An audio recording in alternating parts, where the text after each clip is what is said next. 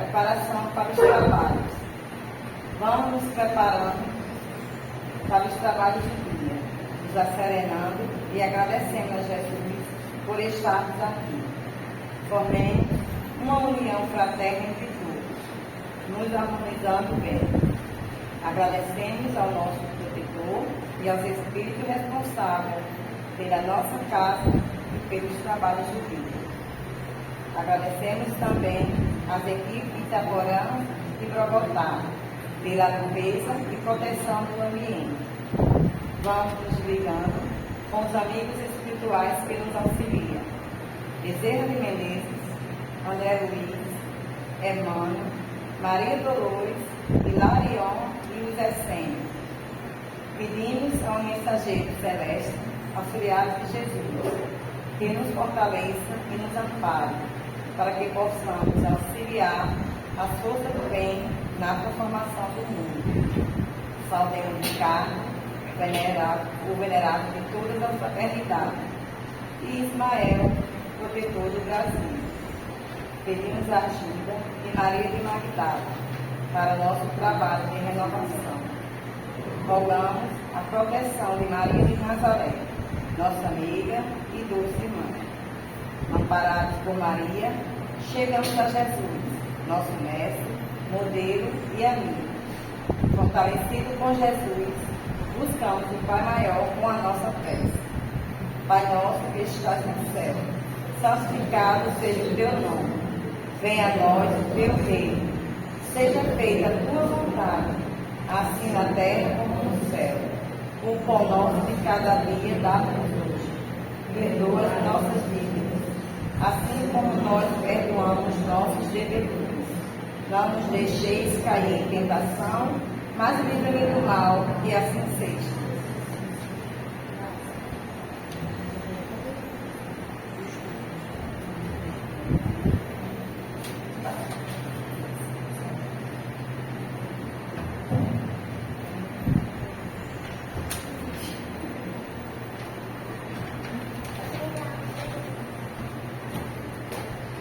Boa noite a todos.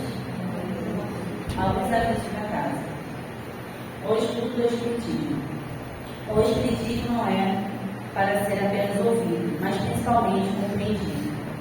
Poucas pessoas sabem para que serve o Espiritismo. A maioria assiste a reunião, recebe o passe e se retira. No entanto, há quem gostaria de fazer perguntas para tirar dúvidas. A palestra de segunda-feira serve como preparação do ambiente para o tratamento espiritual. Perguntas poderiam nos desviar do tema da noite. O dia para tirar dúvidas é quinta-feira, das 20h15 às 21h30. Lemos e comentamos o Livro dos Espíritos e o Evangelho segundo o Espiritismo. Venha estudar conosco, é muito importante. Bom, vou reforçar o aviso da semana passada. Nós estamos com uma campanha para nós trocarmos todos os ventiladores do salão, da sala de atendimento e da sala de orientação aí fora. Então, nós sabemos que a nossa casa não aceita formalmente, regularmente, nenhum tipo de doação de dinheiro. Nós estamos com essa campanha pontual para fazer a troca dos ventiladores devido ao excesso de calor, dos últimos tempos. Então, alguns trabalhadores nos procuraram com a ideia de climatizar a casa. Isso aumentaria o custo fixo que é pago mensalmente pelo nosso presidente, apenas por ele. Então, nós iremos trocar todos os ventiladores e acreditamos que dessa forma o ambiente ficará mais agradável para os senhores assistirem às palestras. Então, os interessados em colaborarem com a nossa campanha, inclusive gostaria de agradecer àqueles que já contribuíram, que Deus os abençoe, multiplique vossas vidas. É só procurar o Rodrigo ali no balcão. E o último aviso, rapidamente, nós estamos no nosso canal no YouTube, @EssensTV. É um canal jovem, estamos aprendendo. Pretendemos, a partir de amanhã, já publicar a palestra de hoje, porque o YouTube pede um prazo de 24 horas. E a partir da próxima semana, se tudo der certo, se Deus quiser, já começar a subir as transmissões ao vivo e postar conteúdos espíritas semanalmente. Então se inscreva no nosso canal, @ICNSPB. Obrigada.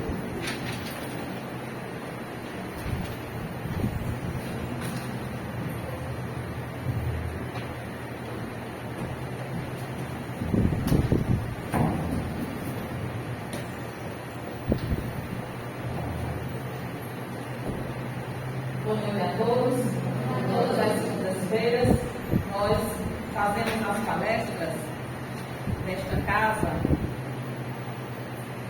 em cima dos capítulos deste livro, o Evangelho segundo o Espiritismo. A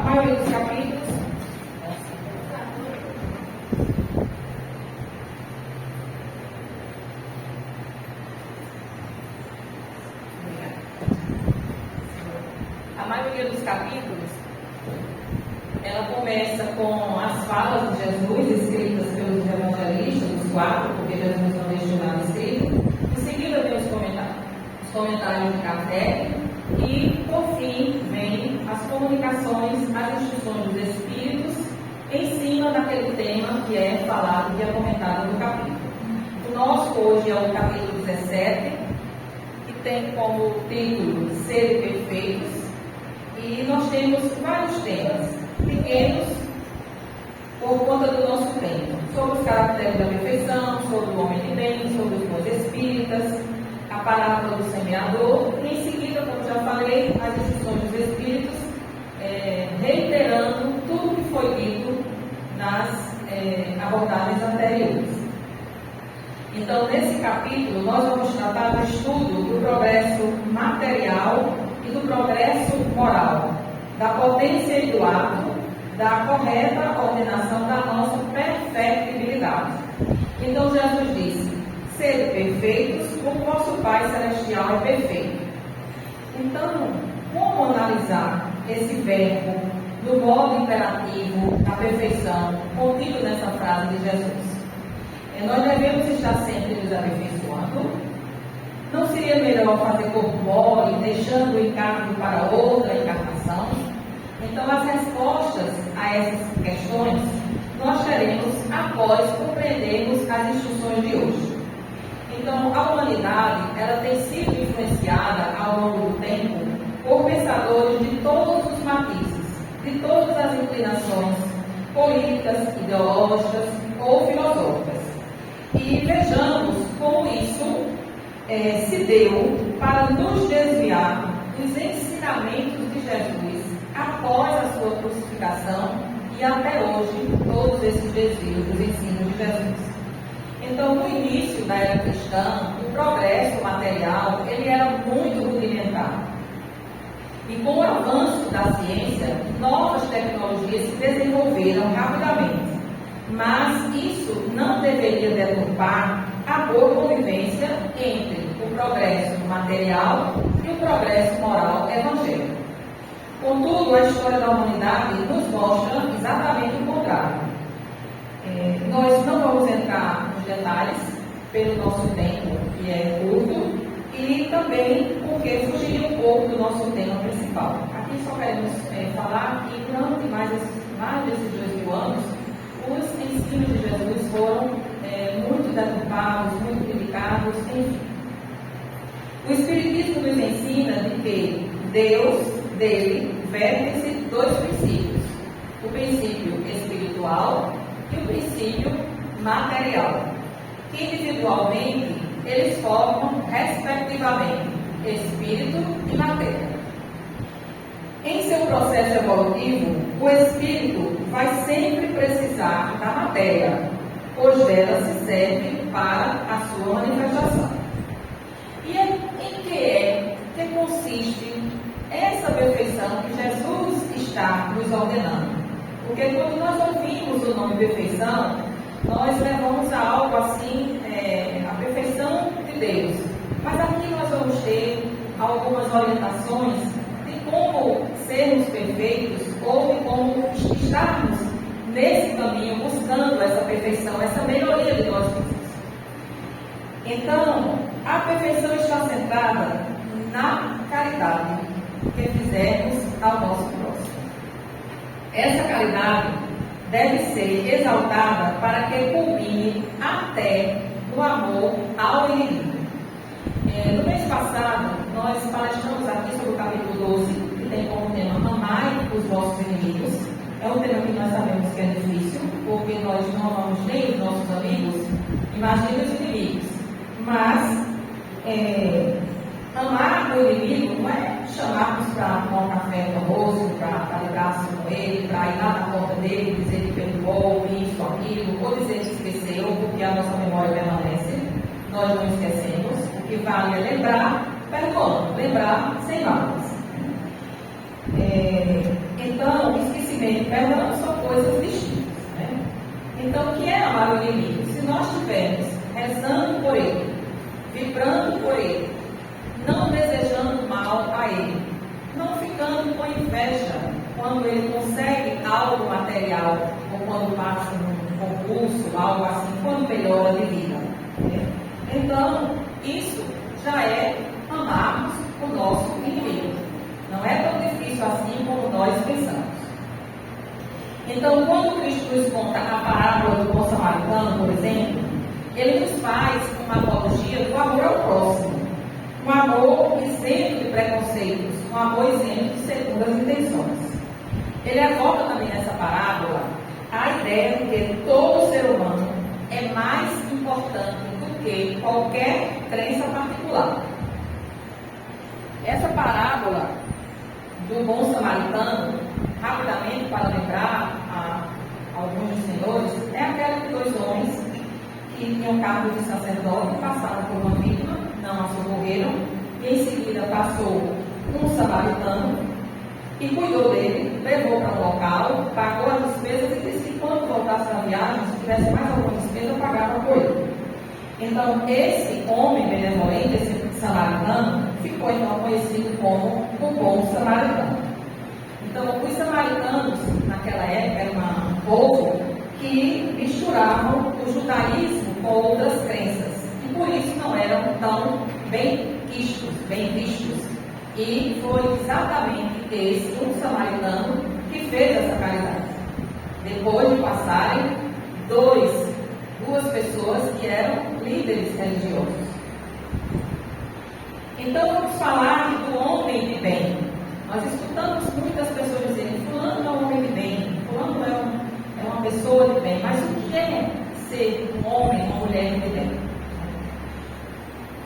É o que cumpre e pratica a lei de justiça, a lei de amor e a lei de caridade em toda a sua pureza. E está sempre analisando a sua conduta, o seu modo de agir e pensar. Analisando se fez pelos outros tudo o que queria que se fizesse por si mesmo. Se perdeu alguma oportunidade de fazer o bem e acredita em Deus, na sua infinita bondade e justiça. Isso é o que os evangelhos indicam como ser um homem de bem. Agora vamos falar do que é ser um bom espírita. Aqui todos nós somos espíritas ou simpatizantes do espiritismo, ou alguém que tem a sua crença, a sua religião e quer ouvir o evangelho. Então aqui nós falaremos especificamente daquela pessoa que é espírita.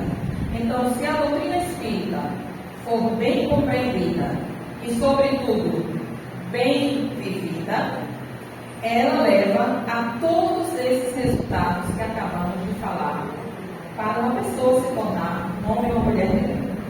É sempre bom relembrar que o Espiritismo não criou nenhuma coisa nova, nenhuma norma moral.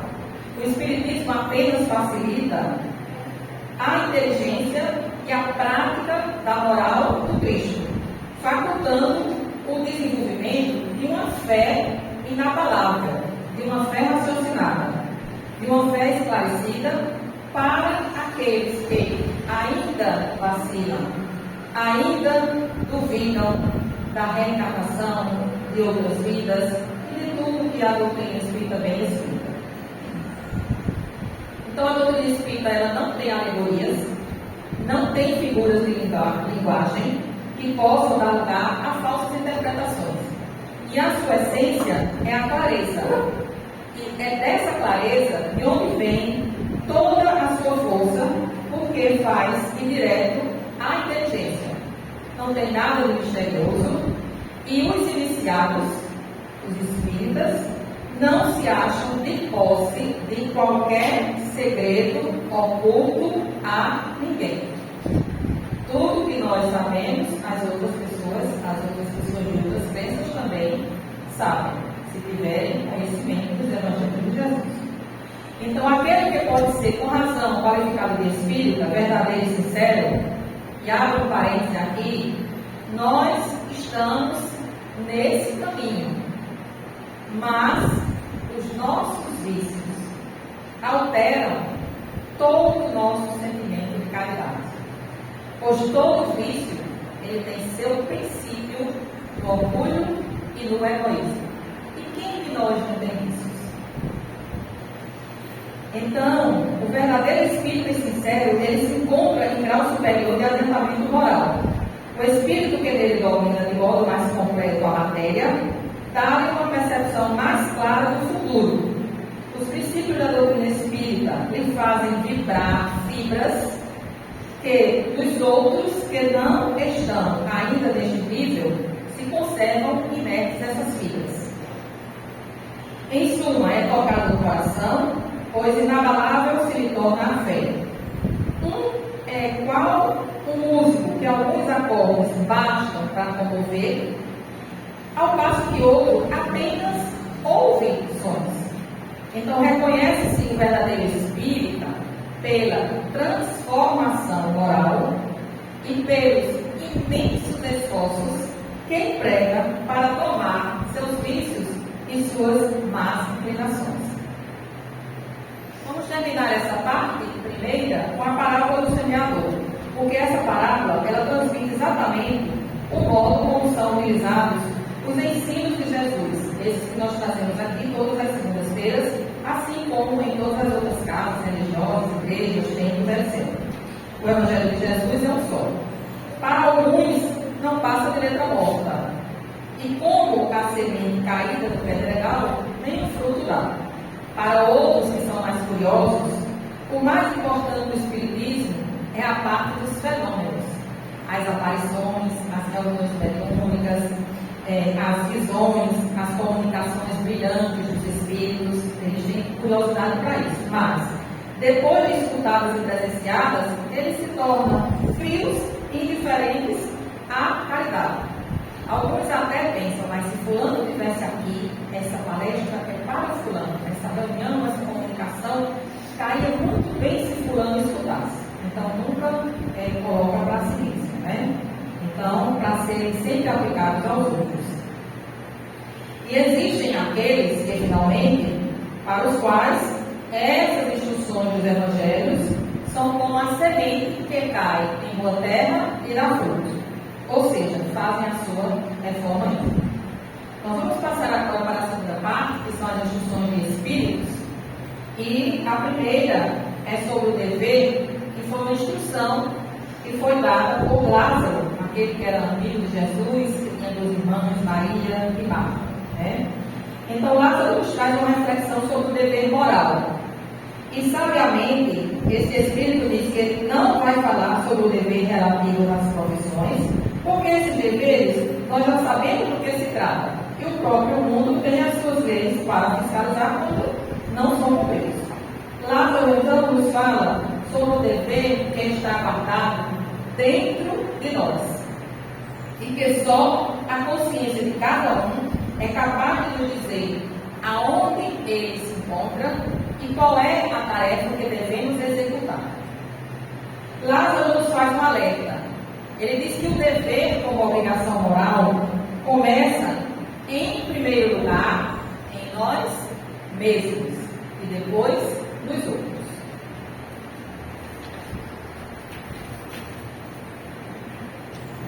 Então, nós temos o dever de cuidar da nossa saúde, do nosso bem-estar psicológico, de vivermos mais tempo na Terra, para que as nossas experiências sejam bem aproveitadas. E temos o dever de não chegar plano espiritual antes do momento previsto. Então, temos deveres morais para com a nossa família, e esses deveres são sempre constantes.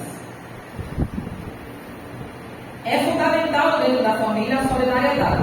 Temos o dever de respeitar o próximo em todas as suas diferenças, de níveis, de cultura, de crença, morais, psicológicos, sociais.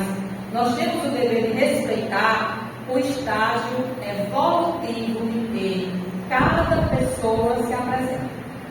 Então, os deveres morais variam segundo a condição espiritual e intelectual de cada um de nós.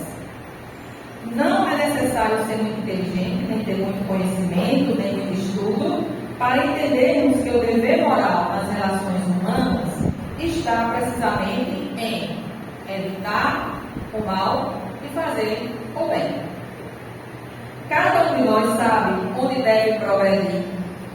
Cada um de nós sabe intimamente onde deve se aprimorar moralmente. Porque cada um de nós tem a consciência que acusa se estamos certos, se estamos errados. Não precisa de medo. Lázaro relata que temos 3 deveres que eles são indispensáveis: o dever para com Deus, o dever para consigo mesmo e o dever para com o próximo. Quando cumprimos com os nossos deveres, Deus faz por nós aquilo que não podemos fazer.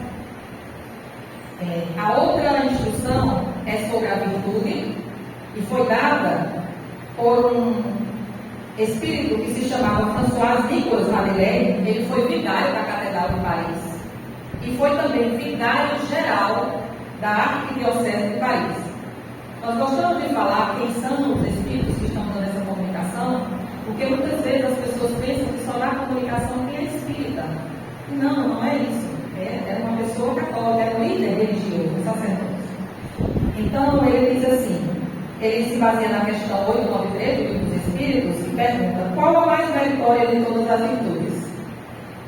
E esse espírito responde: toda virtude tem seu mérito próprio. A sublimidade da virtude, porém, está no sacrifício do interesse pessoal pelo bem do próximo, sem pensamento oculto. Ele também coloca uma outra instrução que tem como título os superiores e os inferiores. E ele vai falar agora da autoridade. Ele diz que a autoridade, tanto quanto a riqueza, é uma delegação de que terá de prestar contas aquele que se acha dela investido. Não julgueis que ele seja ela conferida para lhe proporcionar o vão prazer de mandar, nem conforme supõe a maioria dos potentados da terra, como um direito, como uma propriedade. Deus, aliás, prova constantemente a todos nós e às pessoas que são autoridade que não é nenhuma nem outra coisa, pois que dela a retira quando lhe apraz. Então, assim como será feita essa pergunta ao rico: que fizeste da riqueza que nas tuas mãos devera ser um manancial a espalhar a fecundidade ao teu redor? Também Deus inquirirá daquele que disponha de alguma autoridade: que uso fizeste desta autoridade? Que males evitaste? Que progresso facultaste? Se te dei subordinados, não foi para que eu fizesse escravo da tua vontade, nem instrumentos dóceis aos teus caprichos. Fiz-te forte e confiei-te os que eram fracos, para que os amparasses e ajudasses a subir ao meu seio. Então lembremos também que se o superior tem deveres a cumprir, o inferior do seu lado também os tem, e não menos sagrados. Se for espírita, sua consciência ainda mais imperiosamente lhe dirá que não pode considerar-se dispensado de cumprir.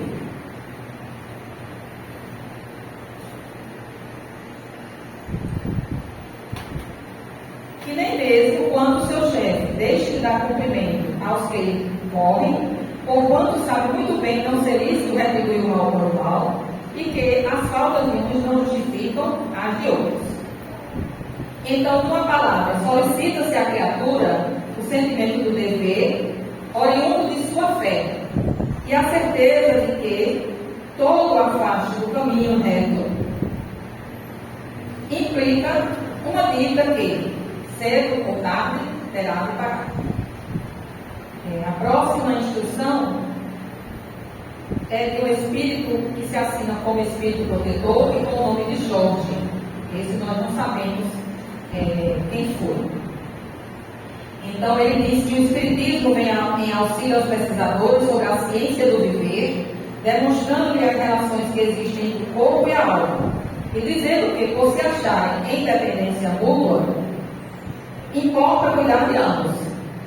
Amai, pois, a vossa alma, porém cuidai igualmente do vosso corpo.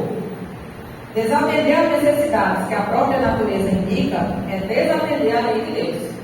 Não castigueis o corpo pelas faltas que o vosso livre-arbítrio o induziu a cometer, e pelas quais é ele, o corpo, tão responsável quanto o cavalo mal dirigido pelos acidentes que causa. Sereis porventura mais perfeitos, se martirizando o corpo, não vos tornardes menos egoístas, nem menos orgulhosos e mal caritativos para com o vosso próximo? Não, a perfeição não está nisso. Está toda nas reformas, porque fizerdes passar o vosso espírito. Dobrai-o, submetei-o, mortificai-o, esse o meio de tornar dócil à vontade de Deus e o único meio de alcançardes a perfeição. Então vamos concluir dizendo que o progresso material, pelas suas facilidades hoje, tem nos distanciado de nós mesmos, de nossa interioridade. Nós sentimos dificuldade de ficarmos sozinhos, de pararmos para pensar, para meditar, para silenciar. Chegamos em casa, vamos logo ligando logo para o aparelho, vamos pegando logo o celular. Então tudo isso está nos distanciando de nós mesmos e de Deus. Convém para o nosso próprio bem que saibamos nos distanciar do dia a dia, do corre-corre, do diz-que-diz, a fim de acharmos tempo para o cultivo da nossa alma, que é imortal. E Chico Xavier nos deixa uma frase para coroar essa noite de hoje. Ele diz: caridade é sobretudo amizade. Para o faminto é um prato de sopa. Para o triste é a palavra consoladora, um abraço. Para o desesperado é o auxílio do coração. Que possamos então ser mais caridosos, ser mais fraternos, ser mais humanos. Graças a Deus.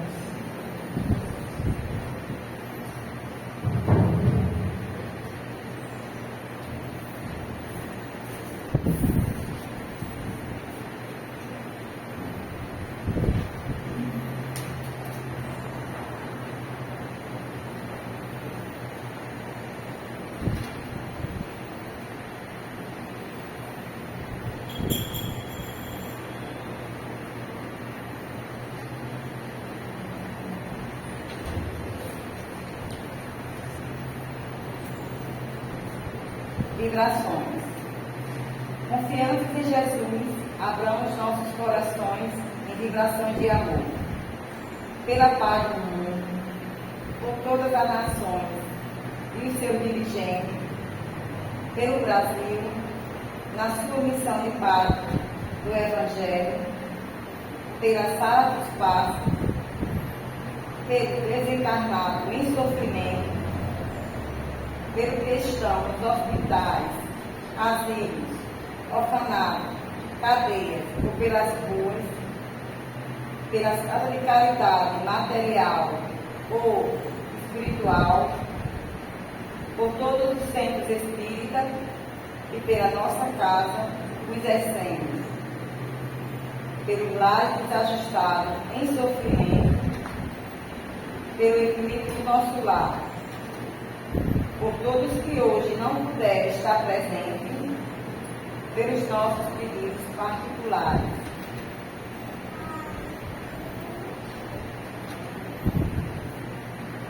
Deixamos a vibração à disposição dos Espíritos. Vibremos por nós mesmos, dando graças a Deus. Vamos nos despedindo, agradecendo ao Pai Criador, a Jesus e a toda a espiritualidade presente. Encerramos a primeira parte dos trabalhos. Graças a Deus.